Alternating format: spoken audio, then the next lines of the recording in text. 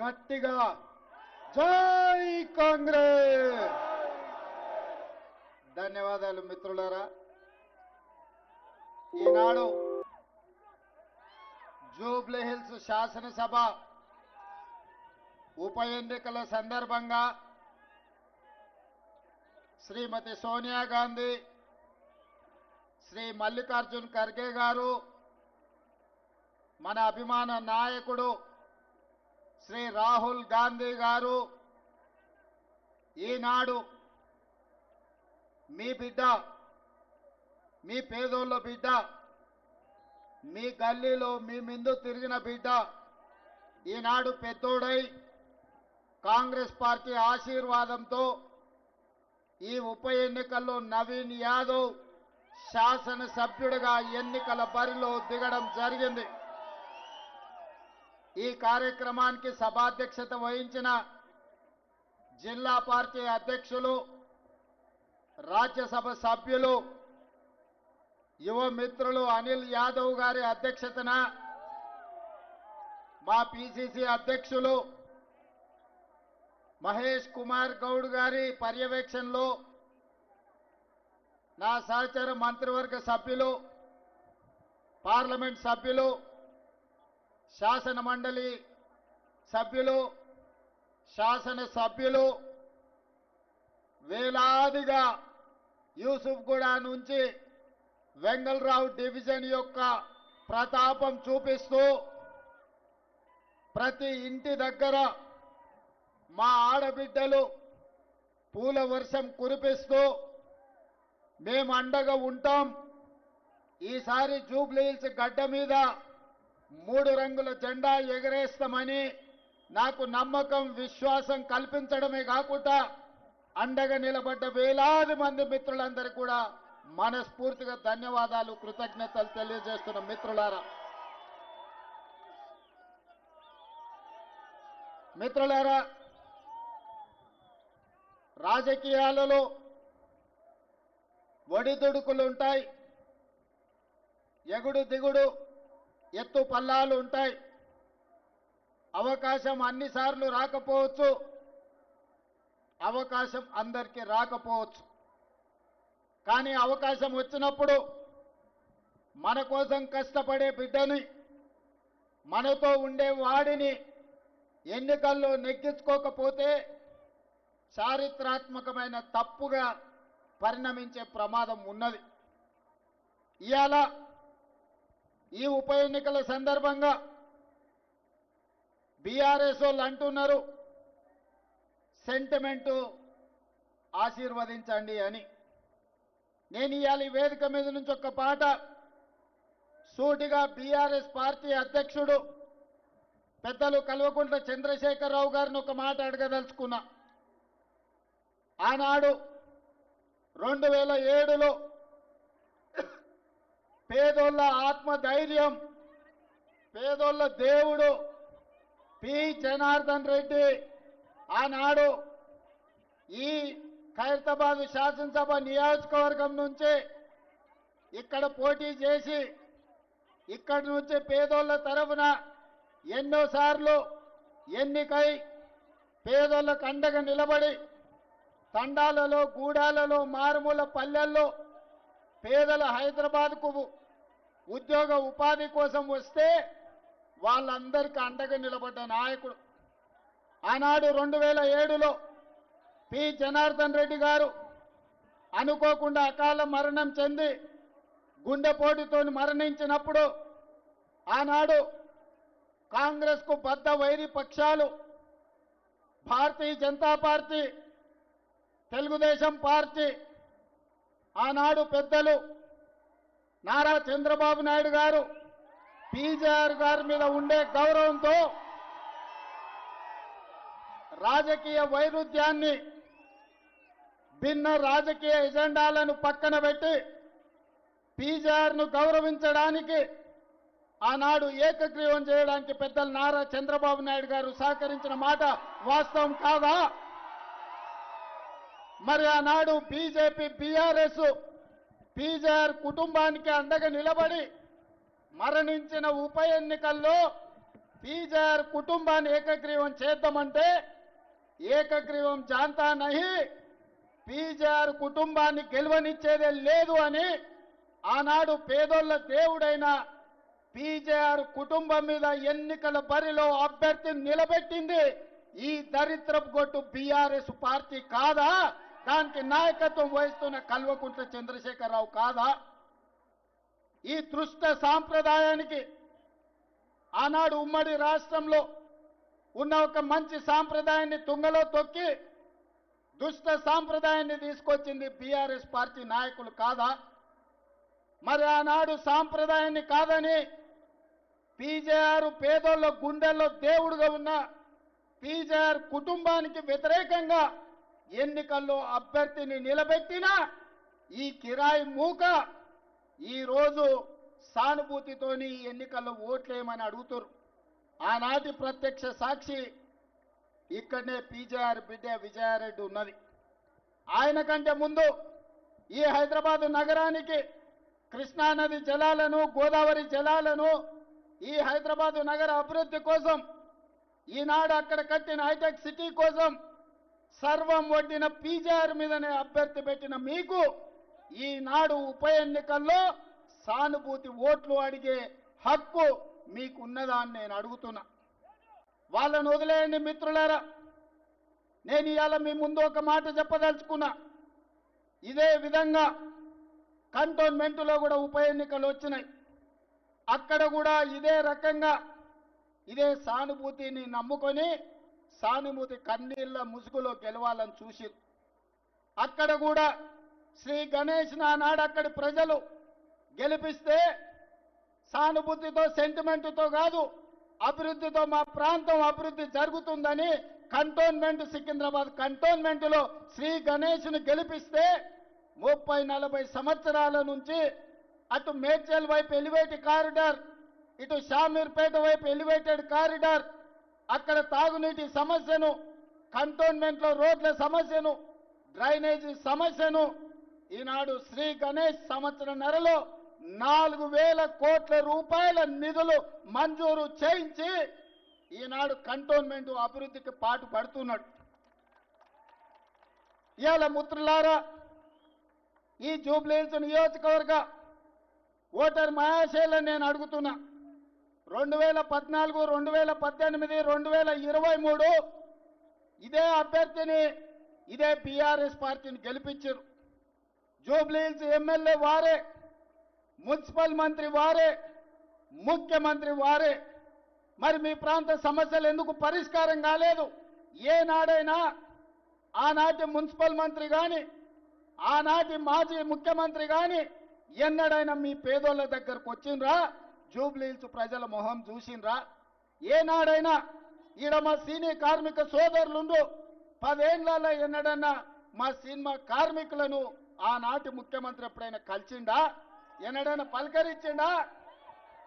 మీ సమస్యలు ఎట్లున్నాయి? మీ పిల్లలు బడికి పోతుర్రా లేదా? మీకు షూటింగ్లలో ప్రమాదం వస్తే మీ గురించి ఎవరైనా పట్టించుకుంటున్నారా అని ఒక్కరోజు అడిగిండా?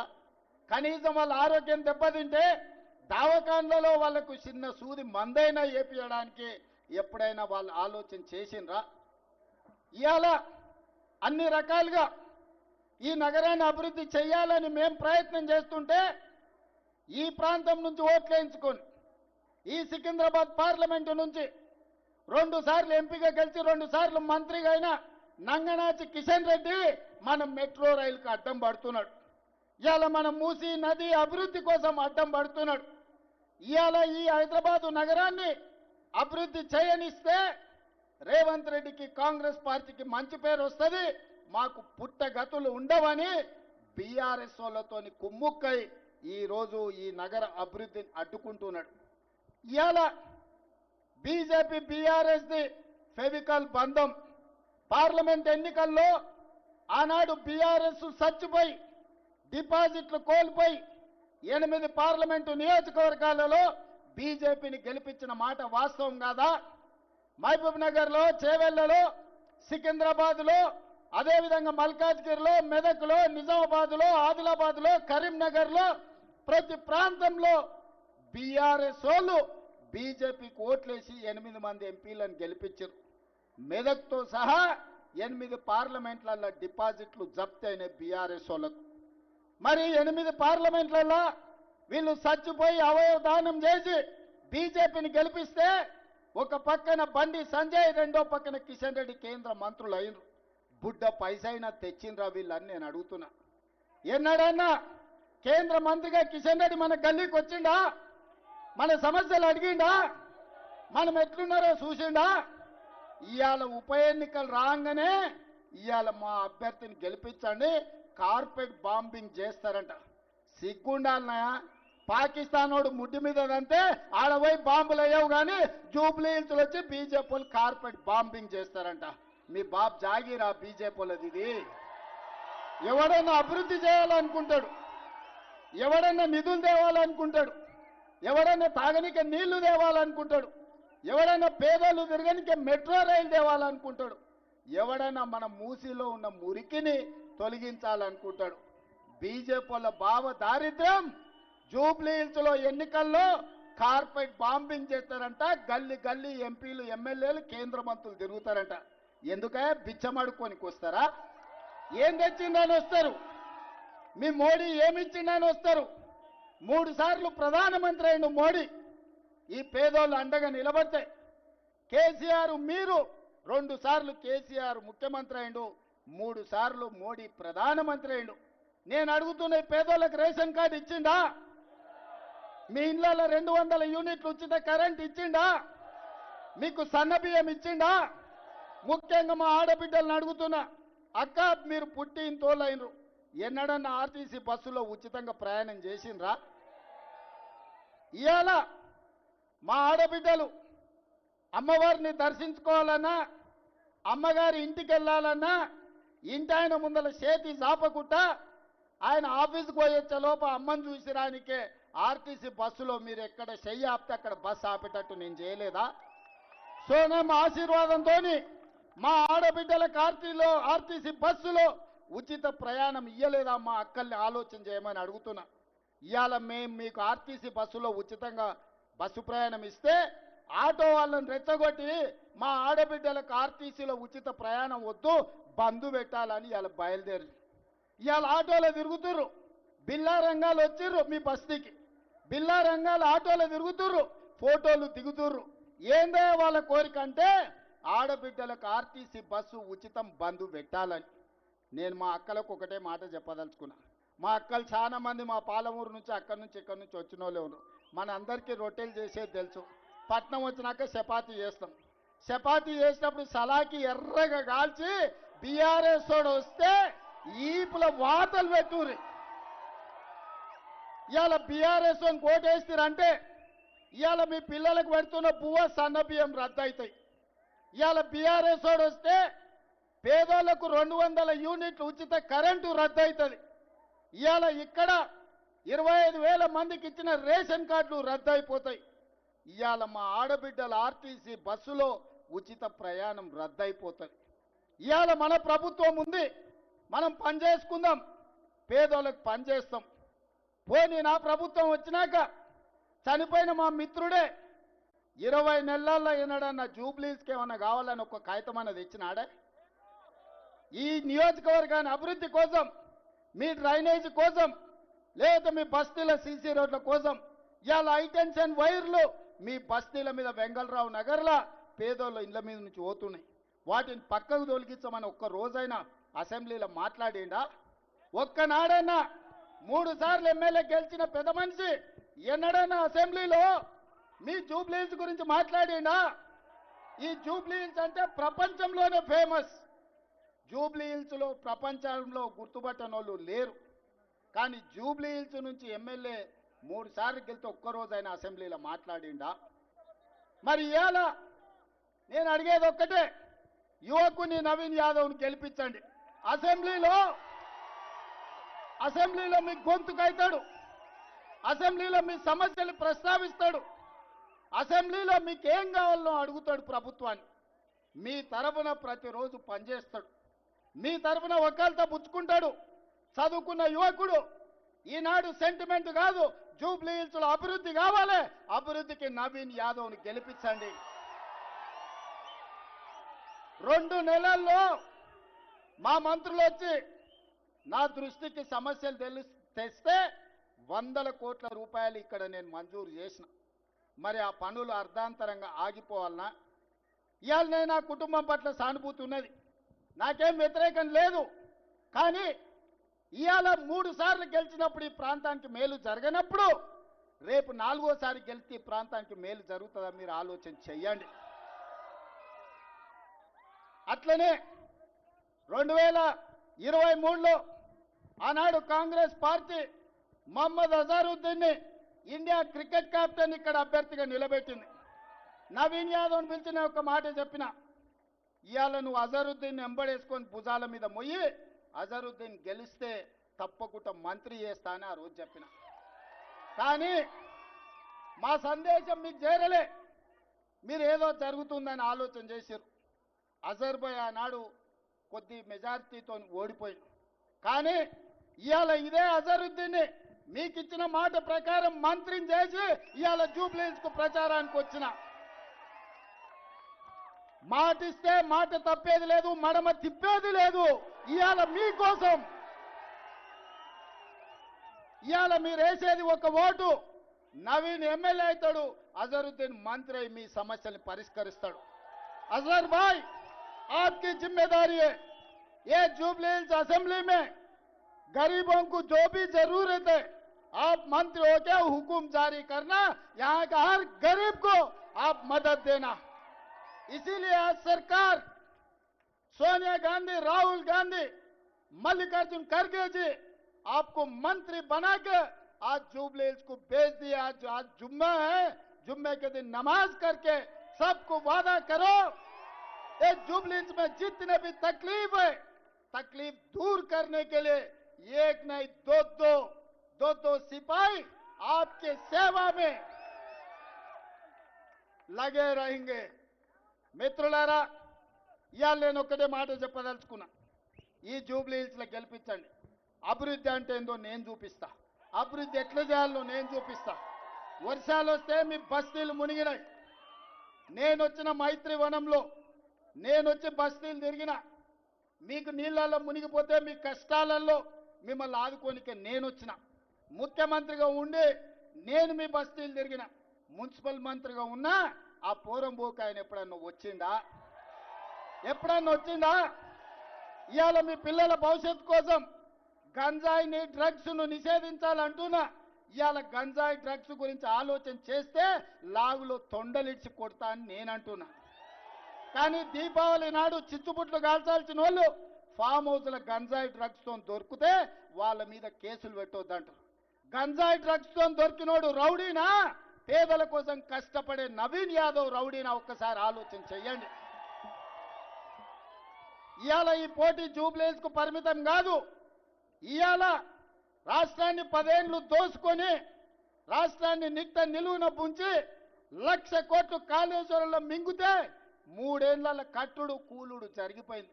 ఆ దోపిడీ దొంగలు ఇవాళ జూబ్లీ హిల్స్ లో మళ్ళీ ముసుగేసుకొని వచ్చిండ్రు. మిత్రులారా, ఈనాడు బీజేపీ, బీఆర్ఎస్ వాళ్ళ గురించి ఆలోచన చేయండి. అజరుద్దీన్ కు నేను మంత్రిస్తే, సోనియా గాంధీ మంత్రిస్తే బీజేపీ వాళ్ళకు కడుపు నొప్పి ఎందుకు, బీఆర్ఎస్ వాళ్ళకు దుఃఖం ఎందుకని నేను అడుగుతున్నా.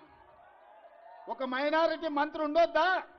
ఇండియాని గెలిపించిన, ఇండియా కెప్టెన్, వరల్డ్ కప్ తెచ్చిన అజరుద్దీన్ ఇండియాకు నాయకత్వం వహించినోడు ఇవాళ తెలంగాణ రాష్ట్రంలో మంత్రిగా ఉండొద్దా? ఇవాళ ఆలోచన చేయండి సోదరులారా. మా సినీ కార్మికుల కోసం నేను మొన్న మాట ఇచ్చిన, ఇవాళ చెప్తున్నా, నేను తప్పకుండా మీ పిల్లలకు నాణ్యమైన విద్యను అందించే బాధ్యత నాది, మిమ్మల్ని ఆదుకునే బాధ్యత నాది, మీకు ఆరోగ్య భద్రత కల్పించే బాధ్యత నాది. ఇవన్నీ పనులు చేయాలంటే నాకు ఒక భుజం ఉండాలి, నాకు ఒక తోడు ఉండాలి. నాకు ఒక కుడి భుజాన్ని జూబ్లీ హిల్స్ నుంచి ఇవ్వండి. మీ సమస్యల పరిష్కారం కోసం నవీన్ యాదవ్ను మీ తోడుగా పెట్టుకోండి. నా దృష్టికి వచ్చిన ప్రతి సమస్యను పరిష్కరించే బాధ్యత నేను తీసుకుంటా. వెంగళరావు నగర్ నుంచి మా కిలార్ మనోహర్ గాని మిగతా చాలా మంది మిత్రులు ఇవాళ అండగా నిలబడడానికి ముందుకు వచ్చారు. అదేవిధంగా మైత్రివనంలో అన్న పెద్దలు నందమూరి తారక రామారావు గారి విగ్రహాన్ని పెట్టాలని నాది బాధ్యత.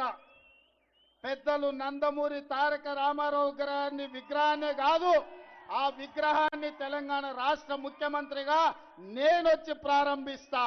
అన్న పెద్దలు నందమూరి తారక రామారావు గారు మనందరికీ ఆదర్శనీయుడు.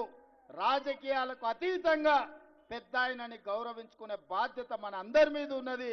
మీకందరికి మాట ఇస్తున్నా, మీ బస్తీలకు అండగా నిలబడతాం. యువకుడిని నవీన్ యాదవ్ని గెలిపించండి. రాబోయే 40 ఏళ్ళు మీ సేవలో ఉంటాడు, మీకు అండగా ఉంటాడు. గల్లీ గల్లీ తెలిసినోడు, ప్రతి ఇంటికి పరిచయం ఉన్నోడు నవీన్ యాదవ్ను మీరందరూ అఖండమైన మెజార్టీతో గెలిపిస్తారా? గెలిపిస్తారా? మాట ఇస్తున్నారా? మాట ఇస్తున్నారా? మాట ఇస్తున్నారా? ఆ వెనకాల ఉన్న వాళ్ళు ఇస్తున్నారా? ఇక్కడ ఉన్న వాళ్ళు ఇస్తున్నారా? కనుచూపు మేరకు అయ్యప్పలు ఇస్తున్నారా? అయ్యప్పల ఆశీర్వాదం ఉన్నది కదా. మా అయ్యప్పలతో సహా అందరు ఆశీర్వాదం ఉన్నది. అందరూ ఒక్కసారి చేయి పైకెత్తండి. 2 చేతులు ఉన్న వాళ్ళు 2 ఎత్తండి.